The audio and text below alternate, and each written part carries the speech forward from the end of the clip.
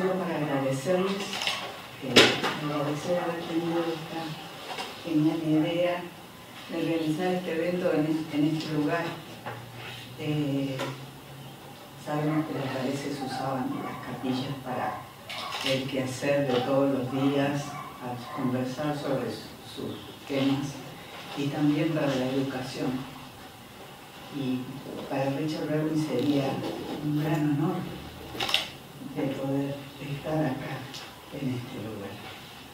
Así que como nieta de él, les agradezco infinitamente y agradezco a ustedes y agradezco a quienes cuidan con amor este lugar para que lo podamos seguir compartiendo. Gracias al Señor y gracias a todos ustedes por estar acá.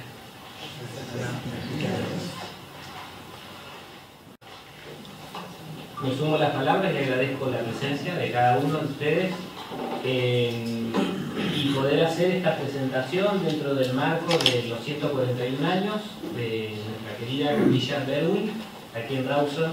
Quiero contarles un poco la historia. Quizás nos podemos preguntar, hoy recién estábamos hablando, ¿por qué está revocada la capilla Berwin? ¿Por qué está pintada de blanco? La capilla Berwin tuvo su culto de inauguración en 1881 y fue la tercera capilla en Rawson. Hubo otras dos anteriores. La primera fue un galpón que era un salón multiuso. Según algunas historias de anécdotas y demás, el techo era bastante bajo y tenía algunos inconvenientes con quienes eran altos para poder ponerse de pie de golpe. Luego hubo una capilla que se la conoció como la capilla vieja. Esa capilla fue revestida con madera de un barco que había encallado en el río y se utilizó esa madera. Era de la Congregación Protestante Independiente. Y también se pensó que hubiese sido bueno que Rawson tenga una capilla metodista calvinista, y así surge la capilla Berwin. Y surge en el predio donado por Richard Jones Berwin, en el predio donde se levantó y se izaron por primera vez las banderas, que es el monumento que tenemos a la entrada, ¿no? Entonces, hay muchos años acá adentro, hay muchos años que cuentan, que viven estas paredes y estas ventanas. La capilla pasó por distintas etapas, pasó por distintos momentos. En su momento tuvo sus pisos de madera también, los bancos eran otros. Tuvo una etapa por las migraciones de las personas, tuvo una etapa en la que la congregación disminuyó mucho y bueno, aquellas otras dos capillas que mencioné, con la inundación de 1899 se fueron y quedó Berwin de pie. Según me comentaba mi abuelo, que acá se podía ver el río, que pasa por acá, ahora está poblado, ¿no? Y en esas etapas de desiertos, podemos decir, también la capilla tuvo que ser recuperada. Sí, fue recuperada, fue restaurada para la década de 1950. Y en esos años se consideraban otras estéticas, otros valores, y ahí es que fue revocada. Los bancos que tenemos hoy en Berwin fueron de la iglesia San David, la iglesia anglicana que está cercana a Dolaun, y fueron por donación. Podría decir varias cosas más. Escribí algunas palabras a forma de poesía para hablar un poco de lo que es Berwin, y cuando hablo de Berwin no hablo solamente del edificio, ¿no? Sino de su gente, de su historia y de todo lo que significa. Capilla Berwin de Rawson, erguida firme y solitaria, humilde en sus comienzos, testigo centinela de la historia, modesta en dimensiones, inmensa en corazón. Los años cambiaron su aspecto, pero no su espíritu pionero, inmutable y resurgente a los años y al olvido. Paredes revestidas de himnos, de oraciones y la palabra. En su camino se traza el encuentro del pasado y del presente, del hombre y del ser divino. Una perla al final del río, un faro de esperanza hacia el puerto prometido. Bienvenidos y y muchas gracias por su presencia.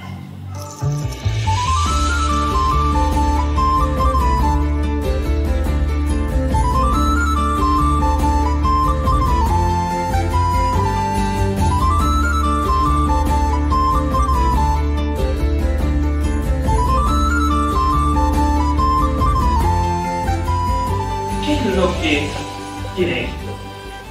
Bien. El libro, como ya lo dijo bien Mónica y lo dijo Gonzalo, viene con el tema de la tesis. Entonces yo al principio quería descubrir qué era un chacarero galés. Había ido a Buenos Aires a hacer unos cursos de historia económica y me habían bajado toda la línea de qué era un chacarero pampeano, Entonces cuando uno viene acá dice, no, ¿qué? Bueno, a ver acá, ¿qué era un chacarero galés? Buscando imágenes, tratando de buscar algunas cuestiones, di internet mediante, porque a partir de, hablo de fines de 2008, principios de 2009, que se abrió un abanico impresionante, porque en Gales, por ejemplo, habían digitalizado gran parte de la biblioteca, di con esa imagen. Permiso, Y que decía el epígrafe, tratados de organización familiar. Y ustedes verán por ahí que tiene en tinta, ¿sí?, unas anotaciones.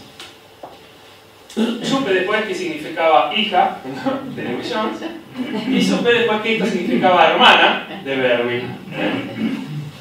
Gracias a Fabio Trevor González del Museo Histórico Regional de Gaiman. Así que bueno, bien. Esas marcas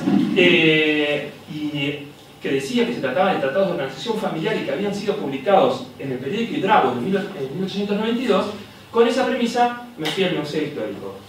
Y entonces estaba con un Tegay en aquel tiempo. Y la linda de Tegay me dijo, a ver, dice, bueno, vaya. Y a la semana, teléfono fijo, me dice, joven, ¿te acuerdas cómo habla? Con esa parsimonia tan buena. Joven, tengo algo que me puede interesar, ¿cuándo puede venir? Y ahí acordamos y fuimos. Bueno, ella me mostró el periódico Idravo y a partir de las primeras traducciones que me hizo de los títulos y de la convocatoria del Stable, a partir de ahí me fui yo al archivo general de la provincia, que está microfilmado en el Idravo, está todo completo filmado. Y por, más o menos, por lo que ella me dijo, yo pedí la microfilmación. A partir de ahí empezó no sé cómo decirlo, el calvario de la traducción. Vamos a decirlo de esta manera. Derrotero. El derrotero. Bueno, sí, pero... No, pero encontré gente muy piola, Catherine Morris. Catherine Morris me ayudó con los primeros... muy generosamente. Yo quería decirme cuánto es, ella no podía asumir ese compromiso porque tenía mucho trabajo, así que me ayudó un poquito. Después también, bueno, Tegay me ayudó, pero con eso ya armé la primera ponencia, que fue en el 2009 entre Berlin, que la titulé ¿Qué pretende usted de mí?, ¿no? Como aquella frase de Isabel Sarli, ¿no? Y decía división social del trabajo, ¿no?, en la colonia galesa. Porque habíamos visto en los títulos que había una organización del trabajo de las mujeres en esos textos. Bien. Ahí vamos. Que muestro acá que se ve muy chiquito, no se va a ver. Aquí está la convocatoria del Stable, donde están los temas, y están los temas separados para hombres y los temas para mujeres. El Tratado de Organización Familiar era solo y exclusivamente para mujeres, en 1891. ¿Sí? Se publica después en 1892. Pero en 1891 es la convocatoria. Hay dos Stable, el Stable del lunes blanco, que no me animo a decirlo en galés, que es el primer lunes después del Pentecostés, y el Stable común de la colonia, que se hace en agosto de 1891. ¿Bien? Esos tienen los dos temas para mujeres, entre ellos el Tratado de Organización Familiar. Y aquí está la publicación en la cuarta página. Recordemos que el Idravo tenía 4 páginas, ¿sí? En la contratapa al centro venía siempre la publicación de los trabajos. Bien. ¿Quiénes son las que escriben? Aquí. ¿Quiénes son las que escriben? Bien. Por suerte, el trabajo se pudo... pudimos avanzar porque con el aniversario de los 150 años, ¿sí? El sesquicentenario, desde el Estado provincial que se realizó la biblioteca del sesquicentenario T.G. Roberts, se pudo, con trabajo de Ana Chabrán, Doris, todo ese librito, todo ese compendio, traducirlo. En realidad, como les expliqué, 1891, dos trabajos van en 1821 y uno en 1822, el día de San David.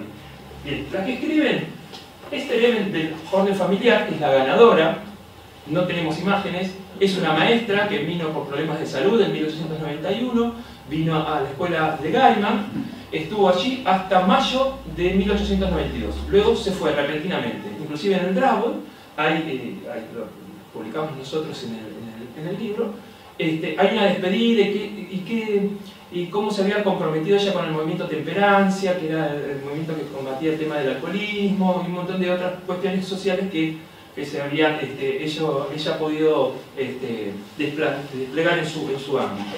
Pero repentinamente se fue. La otra persona que escribe, el Leonard Morgan Jones, pariente acá de la señora, sí. Que escribe Organización Familiar. Ella no gana, ella no es la que gana. La que gana en este book es este Element. Pero en 1892, en enero, cuando empieza la publicación, se publica primero el de este Element, que es la ganadora, y luego, a continuación, el de Leonard Morgan. Mientras estaba a mitad de Leonard Morgan, es la fecha del marzo de 1892, el famoso Statement de los Repollos. El Statement de los Repollos es marzo del 92. ¿Qué pasa? Y esa es pariente suya. William Salim es Mary Jones. Cuando vi Mary Jones, que lo vimos en aquí, que decía hermana de Berwin, la buscamos con Fabio Trevor en su archivo fotográfico, y esta la foto que está ahí es un pedacito, es en Park Unique, algo así. Gracias. Tomada en 1819, ¿sí? 2 años antes de que ella fallece. Entonces, pero ella vivía en la chacra contigua a la de Lewis Jones. Lewis Jones y Stanley, que es el lugar, al costado. Bien, eso le daba una serie de, digamos, de contacto social y de frecuencia entre ellos que les permitía tener determinada visión del mundo, ¿no? y de lo que querían de la colonia. Entre tanto, entonces, mientras está publicándose en el Drabble, se hace el Statement de los Repollos y la ganadora del ensayo de influencia de la madre en la familia es Mary Jones, ¿no? Bien, hasta ahí, ¿quiénes son las que escriben? Element, maestra en Aberystwyth, ¿le dije? Sí, por favor, punteame porque, viste, aún hace un esfuerzo. Hay gente que habla mucho mejor que yo. En Aberystwyth y viene aquí con 24 años. Leonard Morgan había ido entre 1885 y 1888 a estudiar a Dolgelao, a una escuela de señoritas. Bien, en cambio, Mary Jones, ella ya viene casada, viene con 2 hijas, su hijo varón nace aquí, del cual queda soltero, las hijas se casan. Después voy a contarte cómo se resuelve su cuestión. Bien, entonces, dijimos la publicación. Bien, a partir de ahí, la pregunta es, ¿por qué hay que poner orden en la familia? Porque es tanto lío, tan desastre, ¿es esto? ¿Qué pasa? ¿Qué está pasando en la colonia? ¿Llaman indiscreciones a la hora de...? No. Bueno, el punto es que hay una serie de transformaciones en la colonia. En 1890, la década anterior, ustedes me van a ayudar, En 1884 se tienen los títulos de propiedad, ¿sí? Una particularidad con respecto a los títulos de propiedad de la colonia galesa. Es distinto, no tiene nada que ver con los modelos, y esto me ayudó, al modelo de la Pampa Húmeda o de Santa Fe. ¿Por qué? Porque los grandes latifundistas tenían su propiedad y en arrendamiento se quedaban con renta. En cambio acá, las chacras de 100 hectáreas, en su mayoría, otras de 50, porque los primeros colonos tuvieron 50 y después otras de 100, eran titulares, por lo tanto, todo lo que se producía no salía de la colonia. ¿Me explico? En principio. Era el excedente que quedaba dentro del margen económico de la colonia.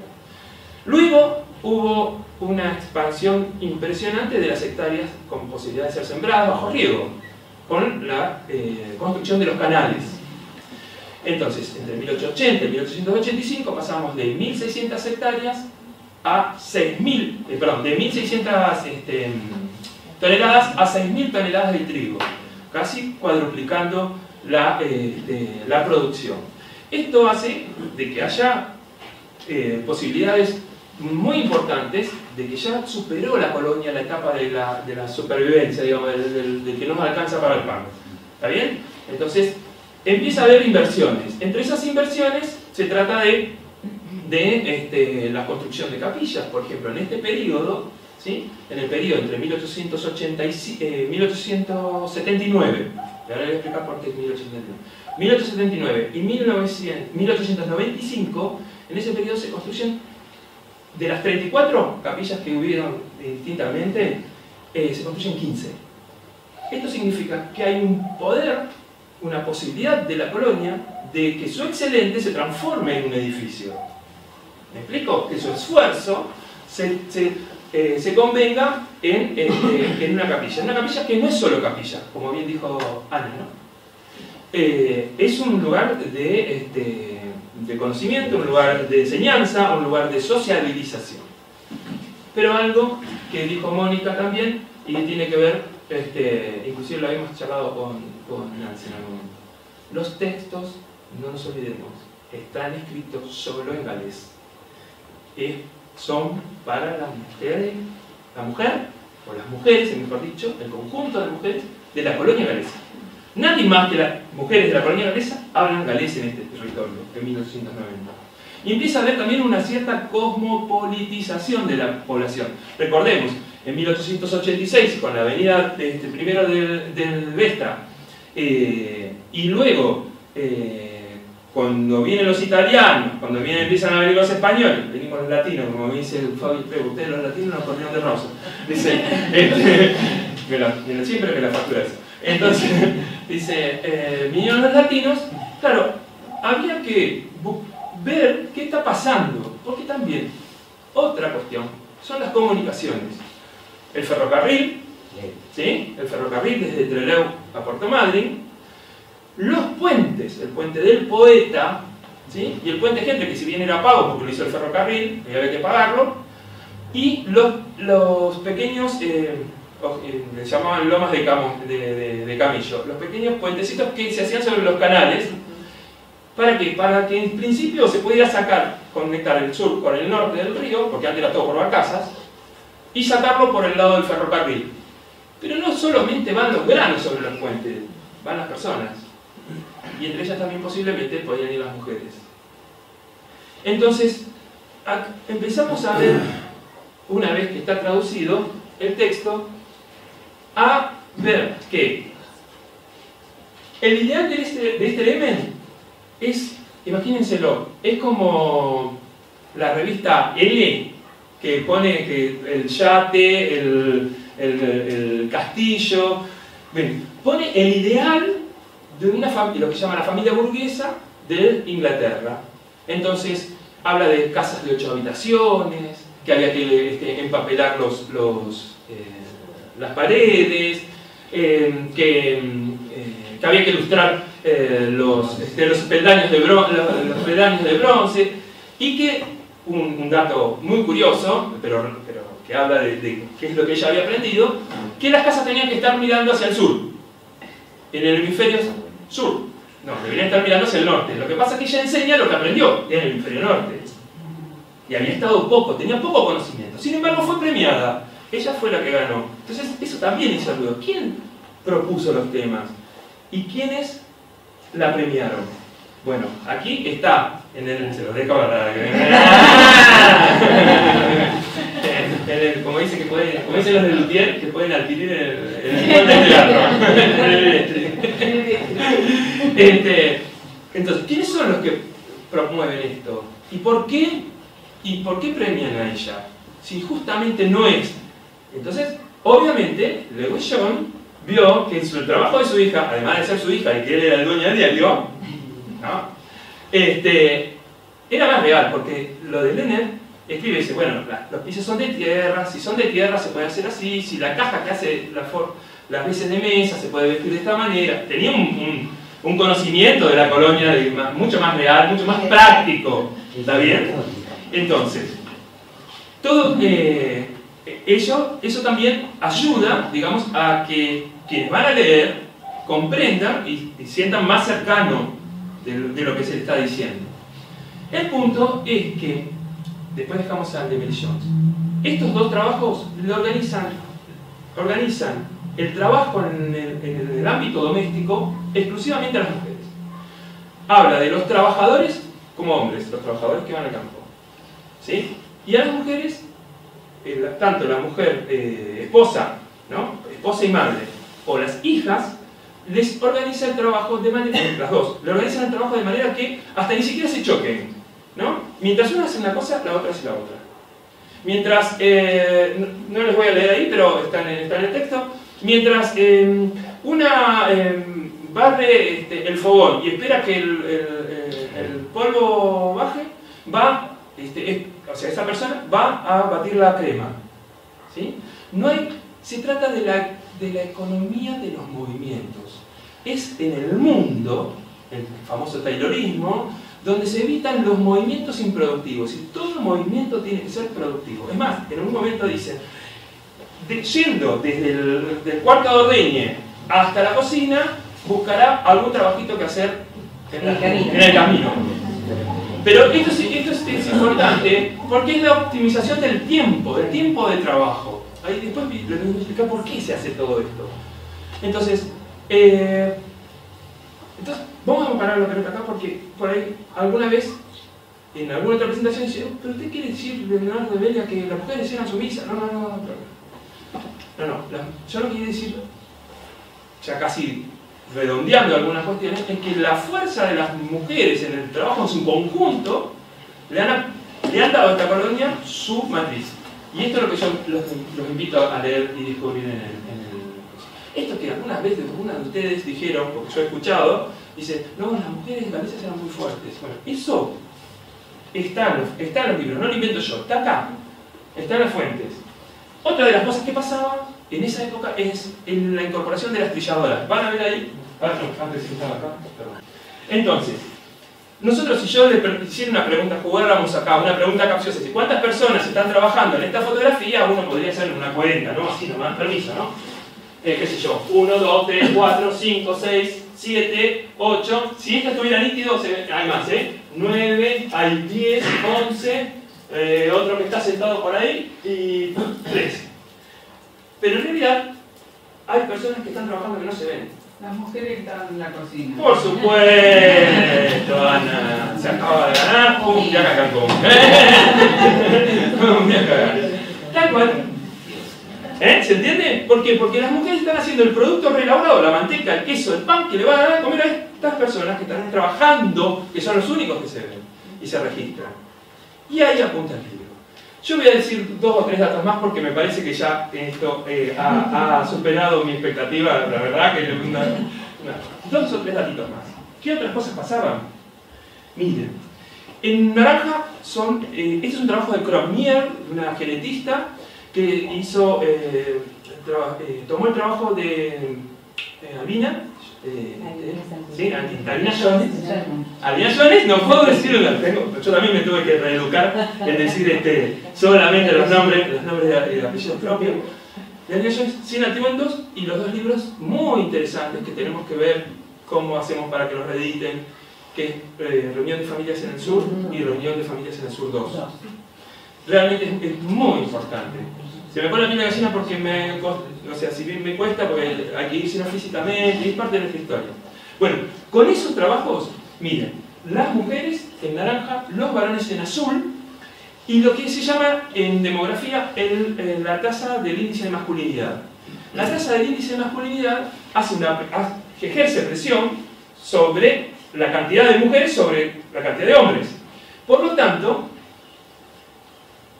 hay una fuente en ese momento, que es Jonathan Sered Davis, que viene acá como a los 16 años como a educar a los hijos del pastor Evans, y después se va a los 32, o sea que está 16 años en la colonia. ¿Saben qué año se va? En 1891, justo, ¿sí? Y se va a Gales, hace una serie de conferencias que son escritas y traducidas. Y dice, él, allá, en la colonia galesa de igual, ¿cómo? Es más oneroso para un soltero que tener una familia. Oneroso es más caro, ¿sí? Entonces da una relación de explicación. ¿Por qué? Porque dice, el soltero tiene que trabajar y después de un arduo día de trabajo tiene que ir a la triste ceremonia de cocinarse, tiene que ir en la semana a mandar a lavar su ropa y a bañarse, porque la bañaban. Entonces, claro, dice, después dice, en cambio, una familia no es para nada costoso, pues los hijos crían, pastorean, la mujer, hace, no dice, pero obviamente, lo digo yo, la mujer hace todo lo que para él es una triste. O sea, también hay un grado superlativo del valor del trabajo del hombre con respecto a la disminución del trabajo de las mujeres, ¿cierto? El trabajo reproductivo. Y la colonia sobrevive a esto, o sea, gracias a esto sobrevive. ¿Por qué? Porque los dos se van. Y dice una reflexión más. Dice, a los jóvenes que pretenden aventurarse por aquellos lares, yo les aconsejo que primero y principal se consigan una esposa. No siquiera una mujer, una esposa, un rango que involucra determinadas actividades. Es decir, entonces, vemos cómo las distintas fuentes y los tres textos del compendio para mujeres de la familia van creando el estereotipo de mujer. Lo voy a dejar acá, cortito. La poesía de los Steywood habla de eso, la galesa con que me casaré, lo pueden ver ahí. Los consejos que dan económicamente, ahora vamos a explicar cuál es el punto. Pero Mary Jones cierra el colorario ya desde el punto de vista espiritual. El trabajo de Mary Jones no es organizarle la vida, es decirle, tus hijos, si la felicidad del hombre, todo. Entonces, hay una centralidad en el hombre. ¿Sí? Bien. Y una especie de, vamos a decirlo así, no sé si es la palabra, de convencimiento para que se naturalice de que el hombre es el centro de la familia y ella es un complemento. Entonces, en esa postura, eso se enseña. Porque el Wiener, miren, esto es no sé si alguna vez la vieron esta foto, se busca esposa, en inglés dice el cartel, ¿no? Pero ¿asociado a qué? Asociado a lavar, la foto es más grande, tiene cuestiones de palangana, de cosas de lavar, de planchar, de escurrir, ¿sí? De batir la manteca. Bien, hubo un intento.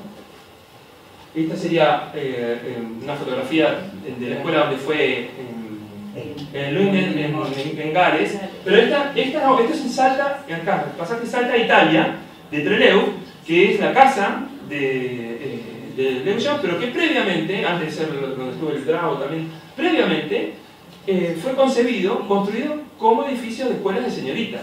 Porque hay una carta de Lewis Jones en un trabajo de Emily, a su hija en 1888, un año antes de venir, que le dice, póngase esto en la cabeza porque usted le haría muy bien un favor muy grande a las jóvenes de la colonia.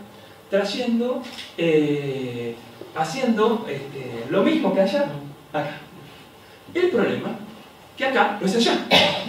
¿Y por qué? Porque acá tenían que trasladarse las mujeres para ir. Entonces se tenían que quedar, y si se tenían que quedar no podían hacer lo que le estaba pidiendo toda la actividad reproductiva y productiva dentro de la chacra. Por lo tanto, fracasó. 2 años y medio duró, y inclusive por la May Griffith, que estaba también, que era prima de Belinda, se enferma y cierran la escuela. Y acá va.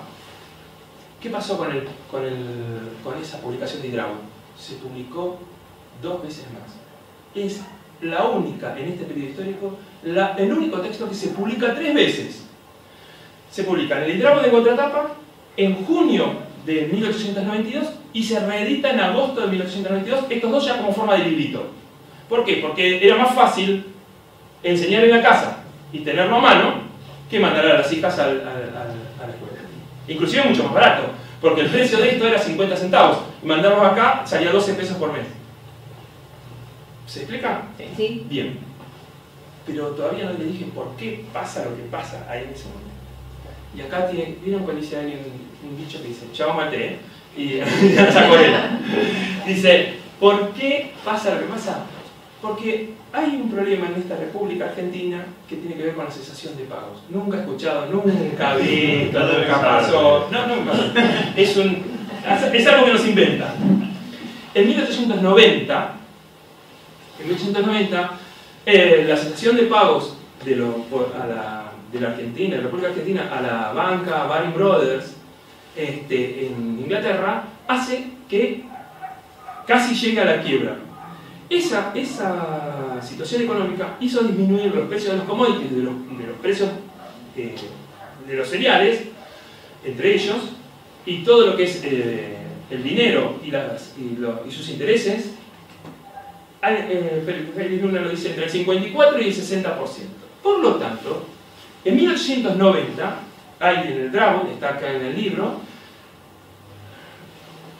una preocupación de los hombres que se dedican al tema de los negocios, al comercio y a la comercialización de los granos, de que están perdiendo el 50%, la mitad.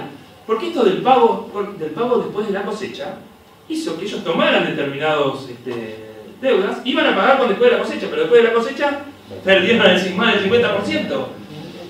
Alguien tiene que trabajar para reacomodar.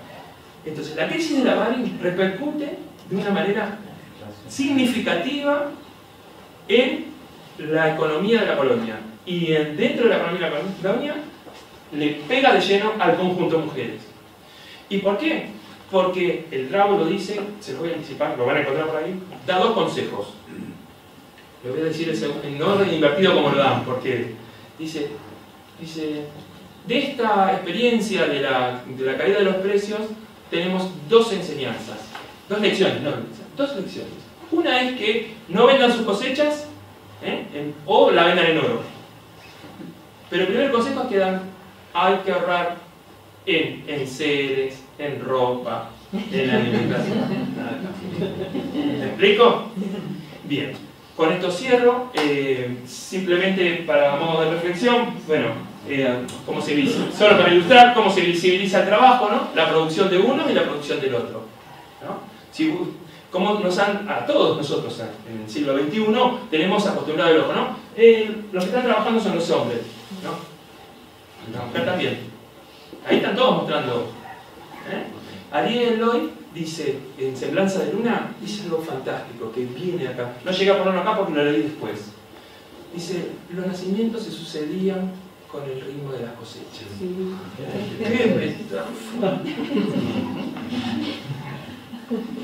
¡Qué Bien, miren si no tuvo éxito la colonia. ¿Ven? A ver, si ustedes se animan conmigo. Museo Pueblo de Luis hoy. ¿Sí? Lo que sería el comedor universitario. Aquí estaría la universidad, atrás de todas estas bolsas de trigo. ¿Sí? ¿Ven? Esperando cargar el ferrocarril. ¿Sí?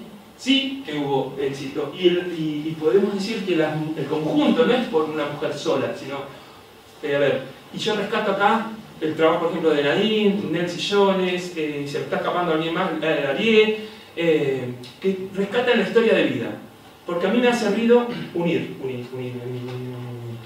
Cuando, cómo hacían, cuántos hijos tenían, dónde vivían, porque no es lo mismo vivir en lo que Acni, que en Bringuín, que en La Angostura, que en Tres Sauces, porque depende de qué lado vivía, y había así. Bueno, eso, y también cómo se vinculaba, ¿no?, el modelo de feminidad. ¿Sí? Inclusive en los libros se le insta al consumo. No es una contradicción. No. Dijimos el trabajo de Esther Emel, ¿sí? El trabajo de Esther Emel la insta como si fuera a consumir buenos muebles, que son muebles para toda la vida, etcétera, etcétera. Por eso después publican lo de Lüner, que tiene más sentido con la cosa. Eso es en el local de la CMC, la compañía mercantil del Chubut, que también tuvo un rol muy protagónico, porque el rol protagónico de la compañía mercantil del Chubut, ¿qué hace? Que todos los chacareros se asocian. Cuando hablan de socialismo de los chacareros es mentira, eso no es así, no ha sido así. Cuando se asocian es para poder tener el control de todo el proceso productivo, desde que vamos hasta la venta final englobado, ¿sí? Y poder acaparar eso que yo decía, pagar después de la cosecha. Aquí está Don Bernis en la capilla, con sus alumnas de la capilla Diris, que está su hija. Bueno, y para finalizar, esto tiene que ver por ahí con un poco más del el análisis final de una reflexión de varias, ¿no?, que tiene el texto. Estos textos construyen el estereotipo y las relaciones de género, construyen el ideal de mujer y le establecen pautas de cómo hacer para trabajar, y por lo tanto son un hecho político. No es ingenuo, no fueron textos ingenuos, no se propuso porque sí. Porque, como les decía, la crisis de Habana en el 90, ¿cuándo se vende? En el 91. En el 891, en el 91 es cuando se propone estos textos, ¿no? Y se extiende unos años más para poder hacer que lo femenino sea productivo y sea considerado natural, como una obligación natural de la división del trabajo del masculino y del femenino. Todo eso pasó. Muchas gracias.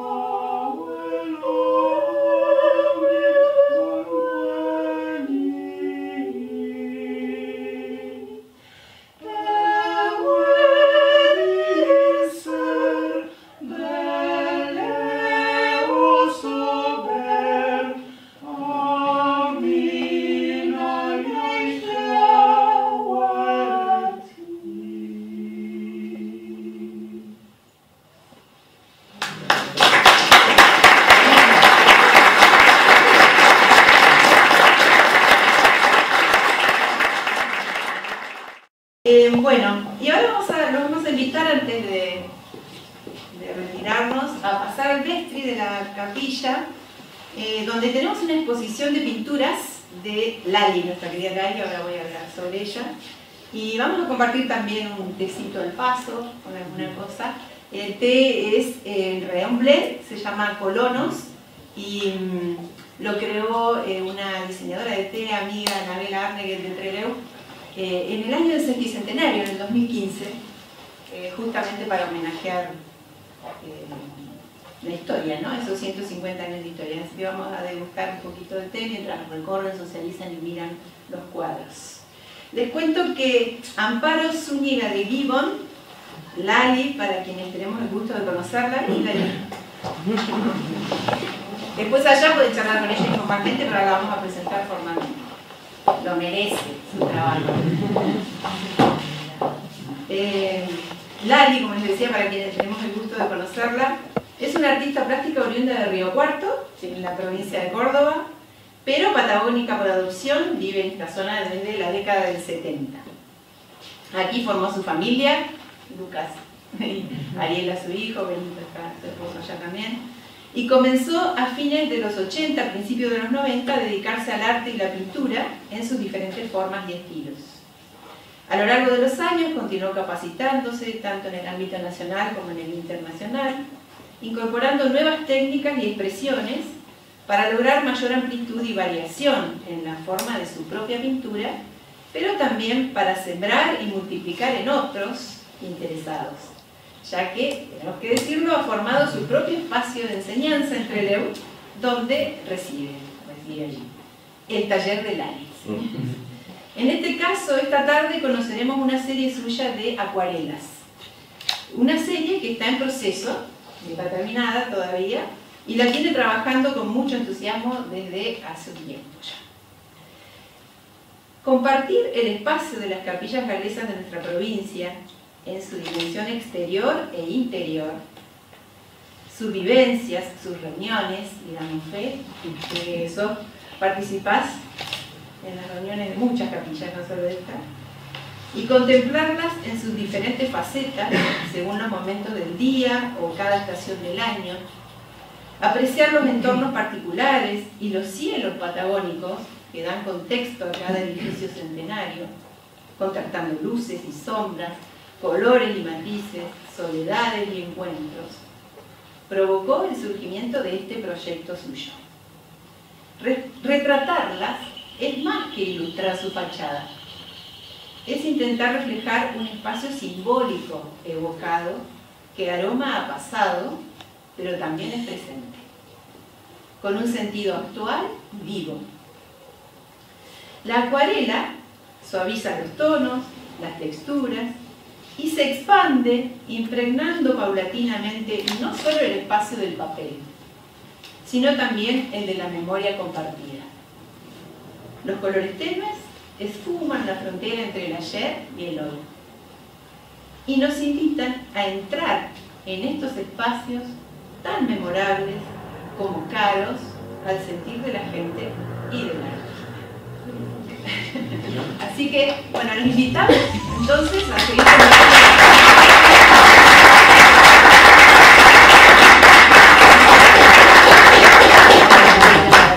y gracias por la presencia. Ah, sí, estos, Mónica nos hizo acordar, si alguno quiere llevárselos, están para ustedes.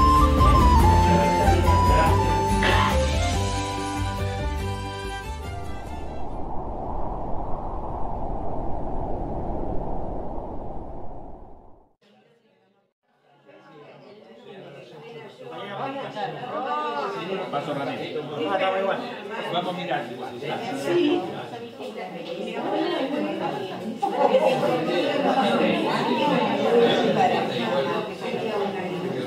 La verdad que está muy bien.